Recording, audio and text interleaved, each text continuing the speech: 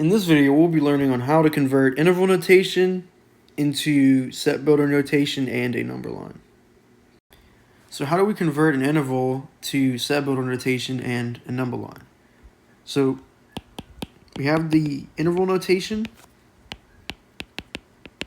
and what we want to do is create a number line for it.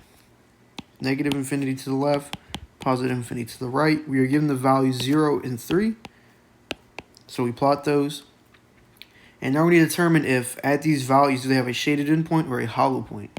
So a shaded endpoint represents x can equal that value. And whenever we have a shaded endpoint, we use brackets in our interval notation. Then we have a hollow point whenever x cannot equal that value, which we use parentheses in interval notation for a hollow point. So we have a bracket right here. So that means we use a shaded endpoint for 0. And then we have a parentheses for 3, which when we have parentheses, we use a hollow point. And then we have 0 to 3. So we have the shade in this region in between 0 and 3. Now, since we didn't use our infinities, we can get rid of the area that we didn't shade in for our infinities. So that's your number line. Now, all we have to do is create the set builder notation for this interval. So let's draw our braces. We have x, and then we have the value 0, and x is going to be in between 0 and 3. So we're going to do 0, x, and then 3. Now, all we have to do is determine the sign. Is it going to be greater than or equal to, or greater than, or cannot equal? You have to determine that. So anytime you have a shaded endpoint, it's going to be equals, less than or equal, or greater than or equal. And anytime you have a hollow point, it has a cannot equal, less than, or greater than. So if you're shaded endpoint, you have to have an equal to part. And then for your hollow point, you can't have an equal to part. So we have a shaded endpoint. So we can't use the equal sign because x is greater than 0, but x is also equal to 0 because we have that shaded endpoint. So when you have a shaded endpoint, it means x can be exactly that value. So x can be exactly 0 since we have it shaded in, but x can also be greater than 0.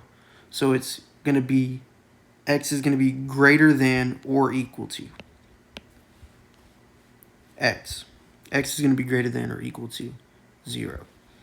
Now, x cannot be exactly 3 because we have a hollow point. We have a hole in the number line.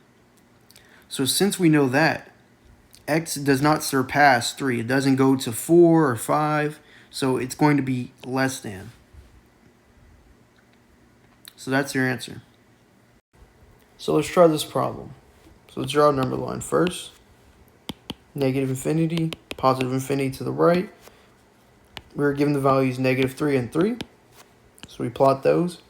Now we have to determine if negative 3 and 3 have a hollow point or a shaded endpoint.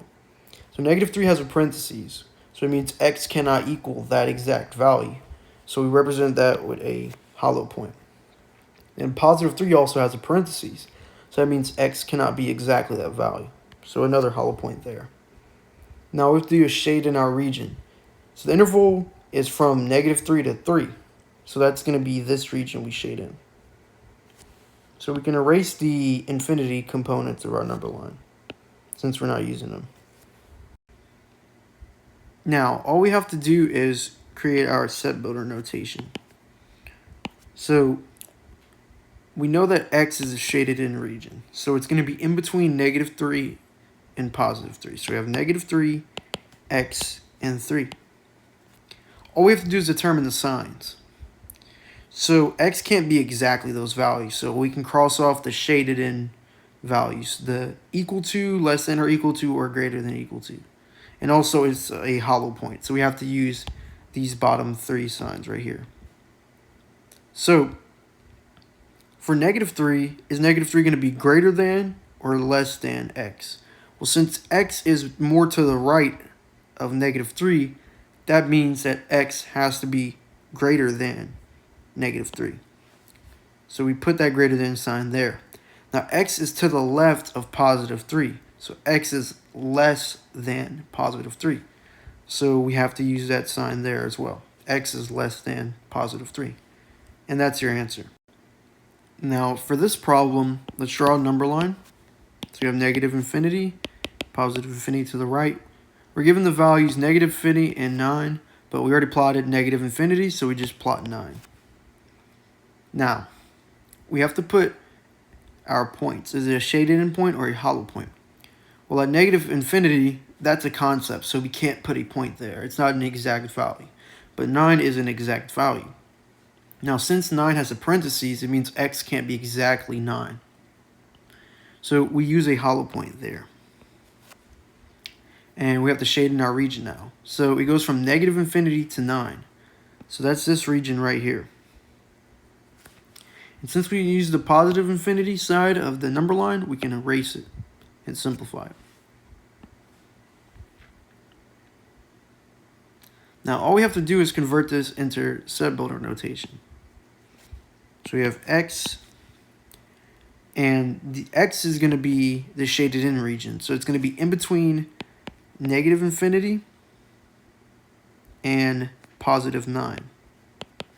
Now, whenever you have infinities in your subbuilder notation, you don't have to include them. The reason why is you can simplify it. So I'm going to show you. So let's erase this. So we have x and 9. Now, we know that x can't be exactly 9. And we know that x is definitely not going to have an equal to part since we have a hollow point. So x is to the left of 9, so it's going to be less than 9. And it can't have an equal to part because it's a hollow point, meaning x can't be exactly that value. So we didn't need to include the negative infinity because if you look at this inequality, it goes to negative infinity. X can be any value between negative infinity and 9. It's already incorporated in this inequality. So that's your answer.